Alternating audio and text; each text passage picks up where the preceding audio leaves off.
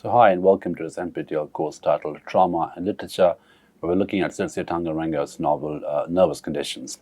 So we started reading this essay on the novel, which is a fairly comprehensive understanding of the novel in terms of what it does, the topics and themes it covers, and also the techniques, the stylistics in a novel, which make it a very compelling read, as well as a very interesting representation of post-colonial identities, apropos of trauma and memory and consumption. Now, what this essay does very well, and this should be on the screen, it talks about the idea of space, the experience of space in a novel, right? How the claustrophobia in the novel, in terms of the real physical spaces and the political quality of space in a novel, they converge in very interesting ways to create a sense of a traumatized identity, right? Because the claustrophobia is also a sense of a cultural claustrophobia, a gendered claustrophobia, and of course it's also a physical feeling, a real physical feeling.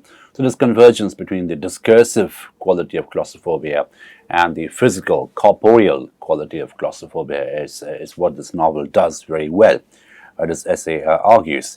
Now, it looks at the interesting way in which the word trapped, for example, this is another essay, it refers to the whole idea of entrapment, how the characters, especially the protagonist, feels trapped, and how this feeling of being trapped is a political discursive condition. It's a real physical, corporeal condition, as well as a political discursive condition. And this is something which the novel does very well in terms of looking at its convergences, how trauma operates at a physical, immediate, visceral level, as well as a more extended and discursive level. And this interplay between discursivity and corporeality makes the novel very interesting, especially in a course like this. Now, then, of course, what the essay does is it looks at the different qualities of a point of view. Which point of view is assumed while telling the story? That becomes the central quality in the novel. And that's something which is true for almost any work of literature. How a story is told, it determines the shape of the narrative. It determines the shape of the story. Who is telling the story, how a story is being told. The manner of storytelling sometimes becomes more important, perhaps, than the matter of what the storytelling is about. And this is what the essay says, and this should be on your screen. This essay attempts to close the gap a little more by offering a reading that conjoins towards a thematic explication of the focal idea of space and a number of the text's other literary elements, namely point of view, character, plot, action, and narrative. Right. So these are the very conventional literary tropes: character, plot, conventional, action, narrative, and of course the idea of point of view. And then what the novel does, and what this essay was also arguing, is that how all these different kind of stylistic elements they contribute towards a different production of space, and a space of alterity, a space of intimacy, a space of otherness. Alterity is otherness. Also a space of claustrophobia and fear and entrapment. Right. So these different literary tropes contribute to the production of this kind of a spatial experience. Right, and that spatial experience obviously becomes psychological and sometimes traumatic in this novel, Nervous Conditions. So in the very title, we may have discussed already, the very title, Nervous Conditions, it has almost a medical metaphor to it, a medical quality to it, a medical ring to it, while being at the same time profoundly political in quality. So this play between politics and medicine, again, it's a very complex post-colonial sense of an identity which is biopoliticized, and this convergence of the bio and the political, which makes the novel interesting at different levels. Okay, so I argue more specifically that interweaving those resources, the literary resources which I just mentioned, Nervous Conditions explores the following premise. It asserts that its female character's plight is codified in various domestic and public spatial structures, ideologies, and experiences that differently impede the woman's lives under post-colonization, which itself is an unfinished tale of history and identity, a work in progress, a work in process, in progress, and motion. Right. So this is a fundamental premise of this essay in terms of looking at how the domestic and the public spaces are interwoven together through ideologies, through value systems, through spatial structures, and how this interweaving informs the identity of the person, and which is a very very common production of a certain kind of post-colonial identity, right? And that identity itself is a process. It's a work in process, a work in progress, and motion. In other words, it's a mutable quality. It's a very volatile, almost mercurial and mutable quality, just like a nervous condition is. The very definition of a nervous condition is mutability. It's constantly changing all the time, mutating. It's changing away from one point to another point. It's a fluid, mutable phenomenon, and that fluidity of identity is profoundly political as well as existential in quality. Okay. It is, in other words, an open and ongoing human journey, sometimes tense, incoherent, and transgressive. We discussed this bit earlier as well.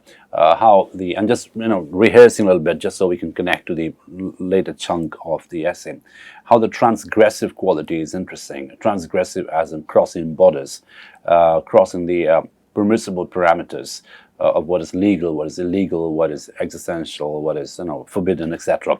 And its transgressive quality in the novel is precisely because of its mutable quality. So mutability and the transgressive quality are connected, and it's a story about a human journey, a story about a human process of becoming, unbecoming, and rebecoming, right? And that process, that mutability, is important for us to understand. And it's sometimes incoherent, and its continuity makes it possible to, or impossible, to offer a clear narrative conclusion. So this sense of a non-closure is an interesting point in the novel. It is almost political. That doesn't really offer a formal closure in the sense of the story, in the sense of how the characters become, rebecome, and unbecome. Okay, the novel points out concomitantly that survival and transcendence of that colonization experience and it stresses demands that one, especially the ex-colonial, remain ideologically flexible rather than unbending and repressive. Again, this is something which we discussed before. Flexibility, that almost becomes a political necessity, that the identity in the post-colonial space must be slightly plastic in quality. It must keep shaping and reshaping itself and not have any ideological or formal closures. And that sort of a negotiation with a non-closure becomes important as a matter of transgression, as a matter of rebellion, as a matter of subversion, and also as a matter of transcendence, right? It sort of transcends the material, the claustrophobic materiality, the claustrophobic conditions determined by real space and real time. That is transcended by the ability to be sort of non-closure, the ability for non-closure and the ability to produce plasticity, right? So that becomes interesting. Because so many value systems, indigenous, Western, others, now collide, and because its journey into history, identity, and growth is complicated and enduring, it behooves the ex-colonial not only to select wisely from among the rival values what is most useful, but also to keep moving intellectually and balancing as healthily as possible the choices made. This is a new reality, right? So the reality lies in the ability to remap, right? So the reality and remappability become connected categories. So the map of space and time, the map of values, the map of lessons, the map of principles, the map of identities are constantly remapped in this kind of a novelistic setting, which is also a very complex reflection of the political reality, because again, as I mentioned, reality isn't remappability, so everything is just remapped, and there are sometimes conflicting value systems. The pre-colonial, the colonial, and the post-colonial value systems sometimes appear to be quite contradictory in quality. So this is a novel about contradictions, about fault lines, about interstices, about incompletion, about incoherence.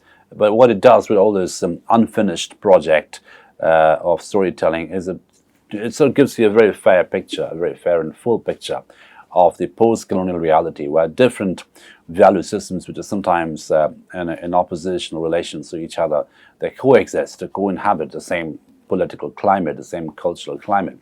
And the individual would just have to choose wisely, judiciously, right? And that sense of choice becomes interesting because that determines the course of life, that determines the fate of the individual, as in the case of this novel.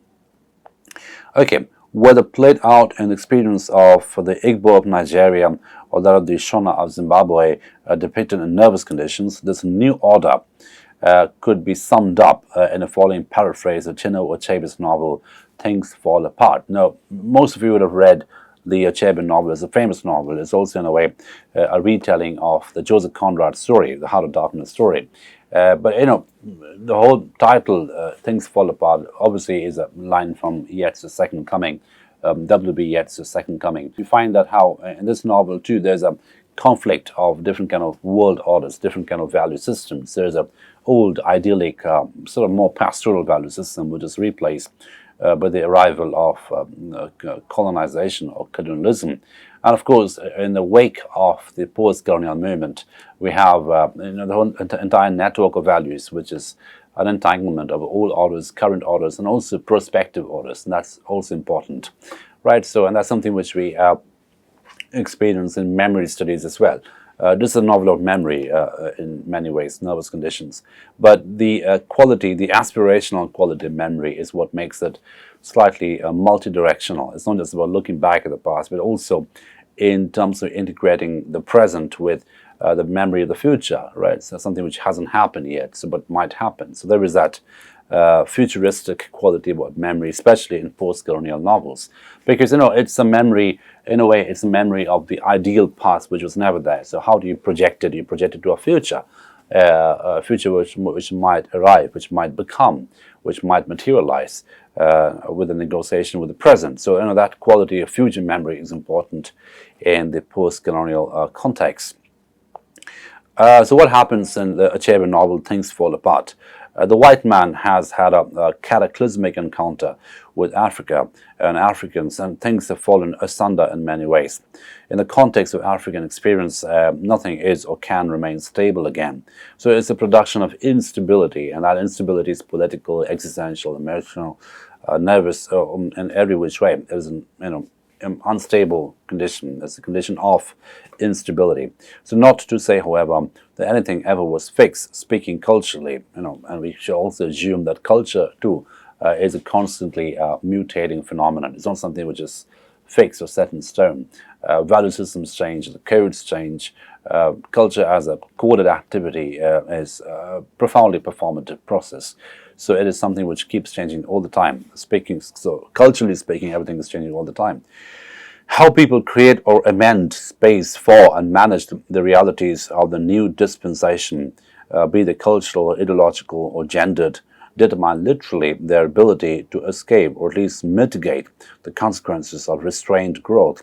An adverse experience that Nyasha Sigawake, the novel's rebellious teenager, equates to entrapment, right? So that idea of restrained growth, the growth that is not fulfilling, that is equated with entrapment by Sigawake, who represents the rebellious teenager in this novel, right? As evident in Sigawake's intrafamilial battles, one's uncompromising insistence on absolutes, the one that is the corporeal metropolis that must be so revered, is not only absurd but also inimical to human growth, parent-child relationship, and to the health of the foundations of African peoplehood, the family, whether in colonial Rhodesia or elsewhere today, right? So the family becomes a very complicated site of contestations, a very complicated site of intervention. So this is a site which nurtures and makes someone grow,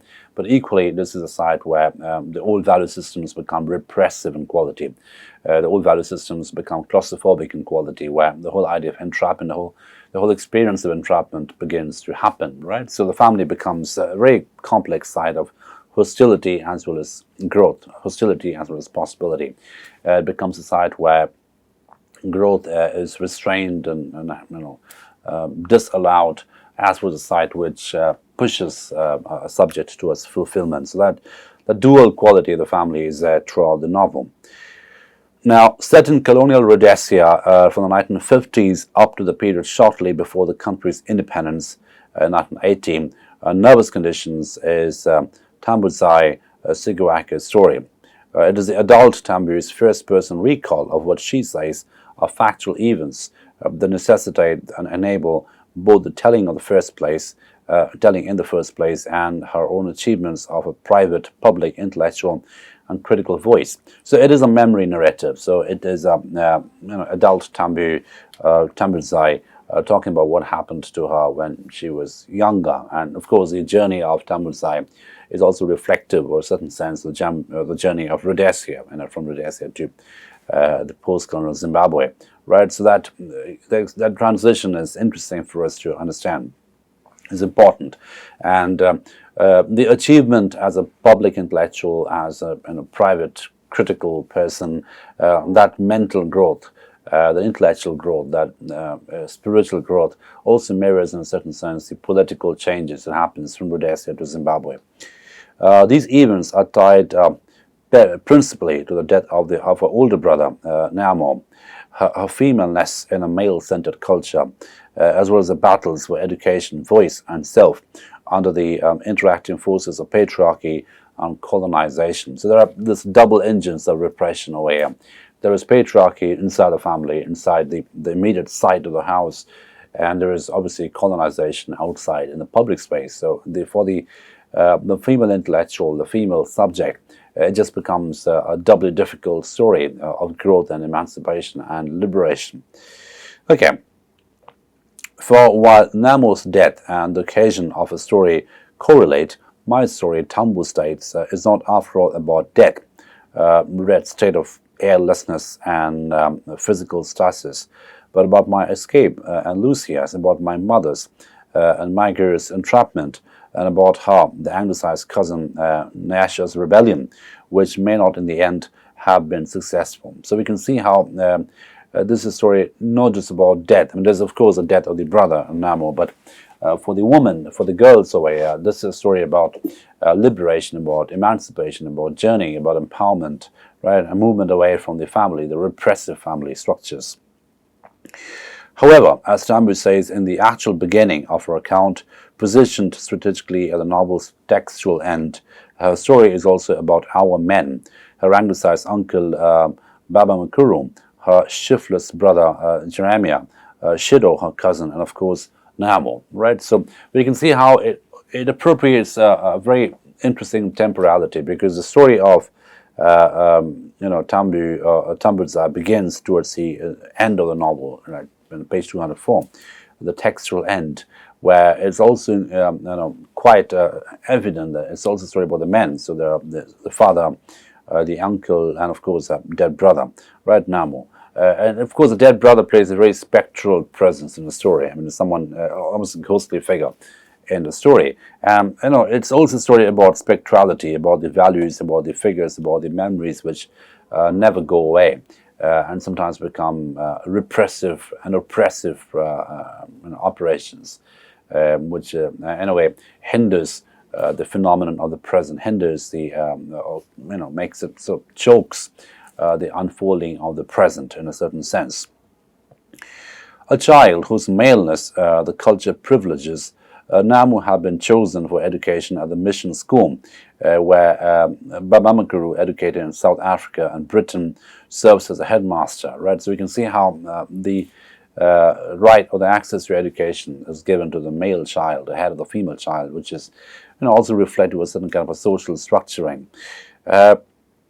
But Namu's sudden death from mumps compels the selection of Tambu as its replacement, a development that partly sets in motion the Odyssey she narrates. So there's this unfortunate and tragic death of Namo, which happens through mumps, and then that compels the sending of Tambu as its replacement in school.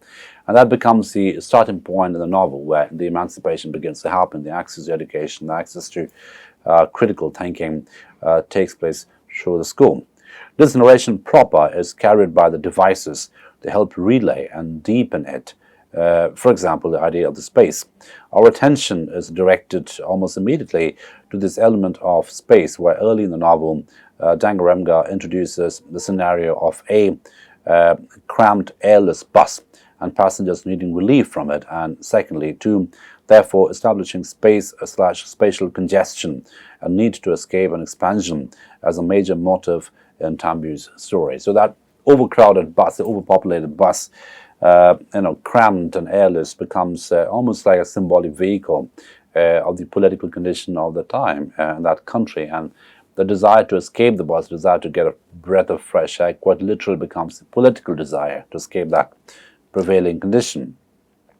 So Tambu describes Odyssey and the story as a painful process of expansion. But as expansion, Tambu means overall growth, a continuing maturation she achieves through a long and difficult effort to make sense of, adjust to, and carefully mediate the paradoxes of tradition and change. So again, change becomes a very constant phenomenon, and that change is sometimes tragic, sometimes painful. Is also a change in codes, a change in value system, a change in behavioral patterns, a change in what is legal, what is illegal, and the subject has to navigate through all this, sometimes very abrupt changes which happen sometimes in a post-colonial setting, because the whole production of post-coloniality is also a function of change, a function of mutation that becomes connected to the post-colonial condition. So she attains this growth as she navigates the numerous spatial structures in the novel, all of which shape her life and also impinge on that of the other female characters especially. In the novel, these structures not only are constituted in buildings and landscape, the homestead, the mission school, the mission house, the mission school, the houses, kitchens, the village river, the farm, the convent, and the dressmaker's shop, but also conflated and hence extended in character, gender, idea, and character experiences, and most of all in narrative space. So we can see how there's almost a postmodern use of space, and it's something we have covered before as well. I'm just reiterating for the sake of emphasis. There are these neighborhood spaces, there are these intimate spaces, and there is properly public spaces. And of course, at the end of it all, there is a space of the novel, the fictional space, where all the characters are sort of located. Right? So there are different degrees of spatiality, different orders of spatiality which operate in the story. Although Tambu relocates from the homestead to the mission, I start with Baba Murko's mission house because of the considerable discursive attention Tambu gives it in the narrative. So the mission house becomes a discursive site where changes happen, where new forms of consolidation, new forms of encoding take place. As Tambu's extended analysis of it underscores, this spatial structure, Baba Murko's mission house, helps reveal the story.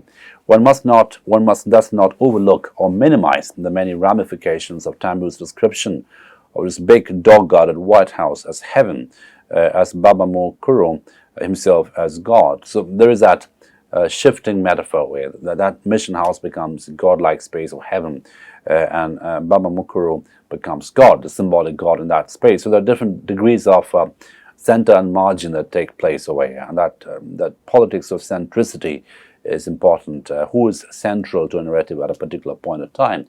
Who is a principal character? Who is the focal character? Who is a sort of the godly or godlike character in terms of perspective, in terms of narrative control? A house or any building says much about its owner and occupants, as well as their histories, identities, and conditions. In other words, without getting densely theoretical, we can discern a great deal ideologically from a building's name, history, purpose, location, design, construction materials, size, positioning, color, rooming, furnishings, security, and other features, including the land it stands on, right? So, the whole idea of everything being discursive and how a house is designed, how a building is designed or mapped, the name of the building, the history, the color, the furnishing, the security, so everything, every design, every marker, every material marker will, have some reflection of the discursive content that is produced out of the house, right? So that discursivity and materiality become connected categories. The materiality of the house in terms of how it is shaped, how it is constructed, it also becomes reflective of the discursivity. So how is, for example, the gender relation in the house will reveal by the way the house is designed, right? Where the women stay, where the men stay, etc.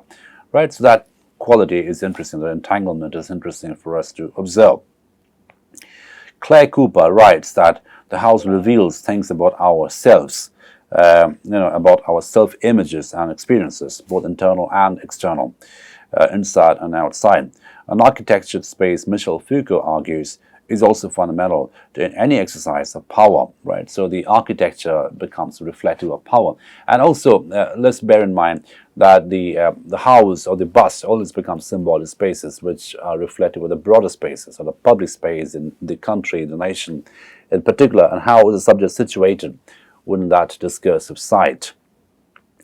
For inner buildings design and internal operations are codified a number of significant power issues such as social and economic position, gender hierarchy, authority, who has it and how it is shared, if at all, walls, boundaries, and freedom, among other things, right? So the idea of liminality becomes important, the space between the two rooms, the borders between different kinds of space in the same house, liminality between the woman's space and the men's space, the child space and the adult space.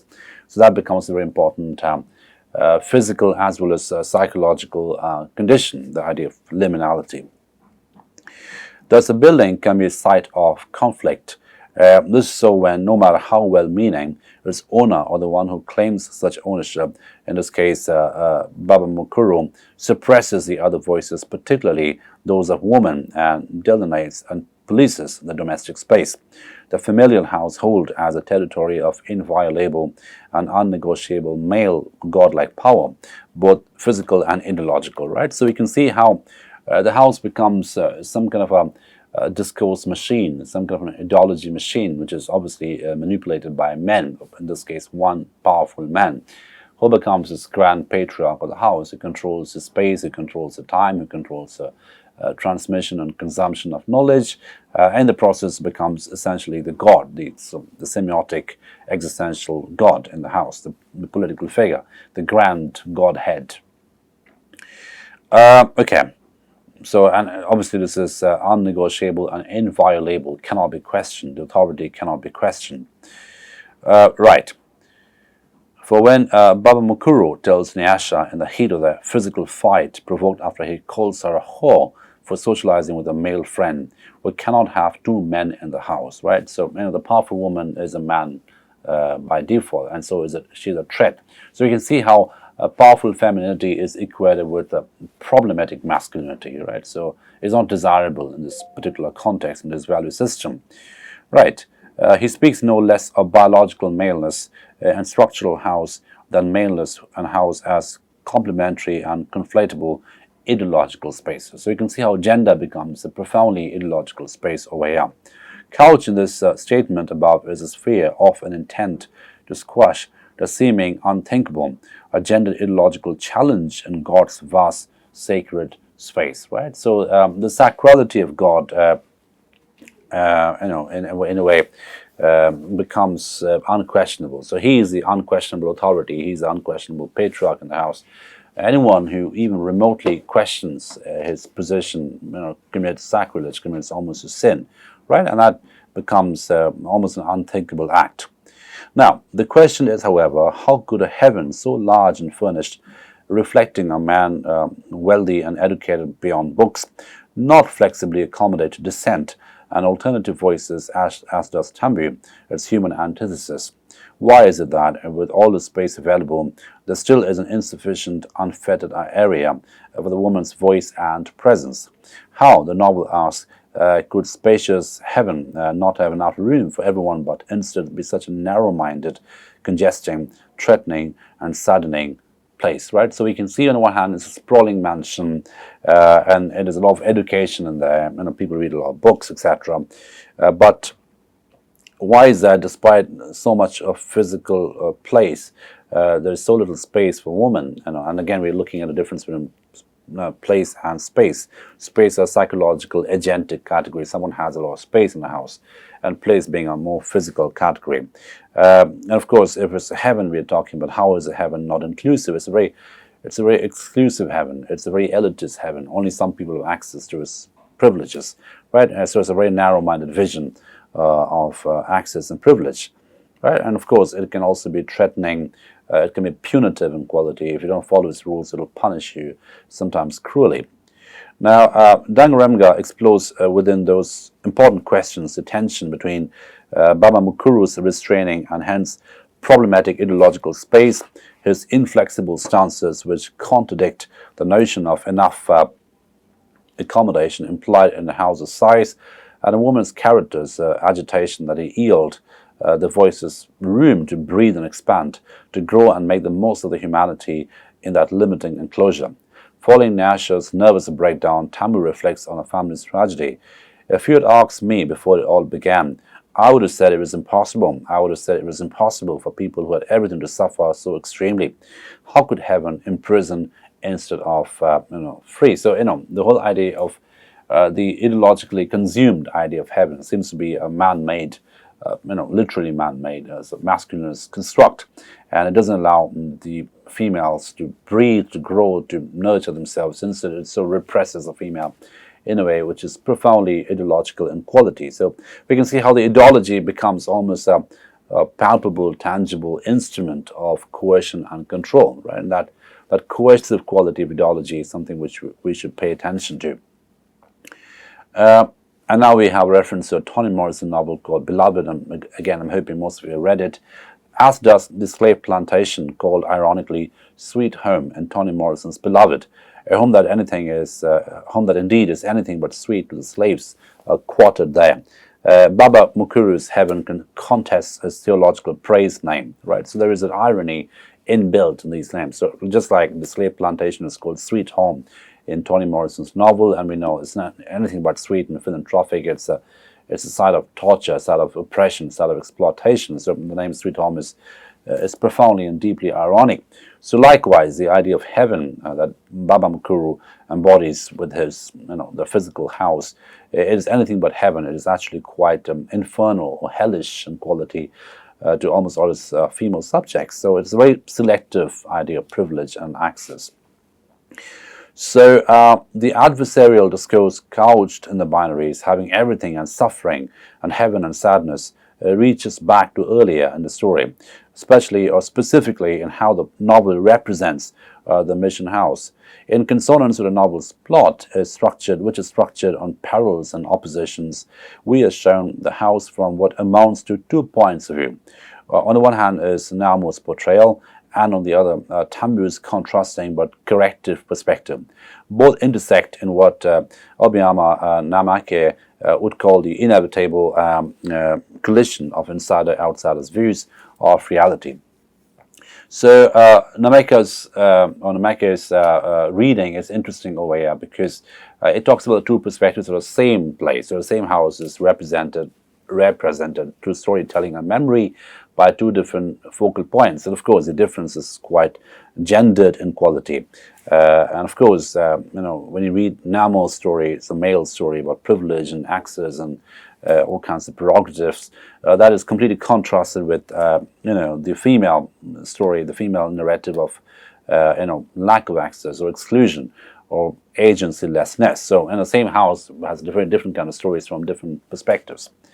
Okay, so I'm just going to stop at this point today, but what is interesting and what is quite evident in the story is how there is this internal dynamics even within the family, and there's of course the external dynamic of colonialism and discursive political reality, and how the two sides of family and nation, they converge, and in the process what it does is it reveals a female to be doubly discriminated. So she is discriminated because she is colonized like the man, and she's also discriminated doubly because she's a woman in the house and she has zero agency in terms of access to space, access to powers, access to privilege, access to representation, or even access to agency for the matter, right? So that lack of access, the absence of access, becomes an important tool of characterization. So the females are ironically characterized by their absences, by the inability to access the sites of iteration, sites of utterance, sites of where they can express opinion, sites of agency or agentic representation. So therein lies the complex racial and gender dynamics in story. So at a racial level, there are these oppressive elements or instruments of oppression, the public space, the national space, which begins to change in a post-colonial condition, but which still retains the earlier notions of constricting the females to certain kinds of existential and discursive and domestic situations, and not allowing them access to any positions of power or agency or privilege. So the same house becomes a very contested site where access and privilege and the lack thereof get played out in different combinations and very complex convergences and combinations. And that is something which we see throughout the novel. And like it was mentioned, the ultimate space in the novel is the fictional space of nervous conditions, and in terms of how which character gets most representation, most voices inside a novel space. So there is that mission house, there is a mission school, there are the other houses and other mansions, but the ultimate space is a novel, Dangarembga's novel, Nervous Conditions, and in it we find a sort of a deconstruction of sorts of the gendered, political, racial questions of privilege and its absence, which is something the novel seeks to subvert by storytelling methods, its focalization, its control of narration, etc. And that's something which we see constantly being mentioned in this essay. The good old literary qualities in a novel is exactly what makes it so political in quality as well. So let's stop at this point today, and we'll begin to wrap this up in the subsequent sessions. Thank you for your attention.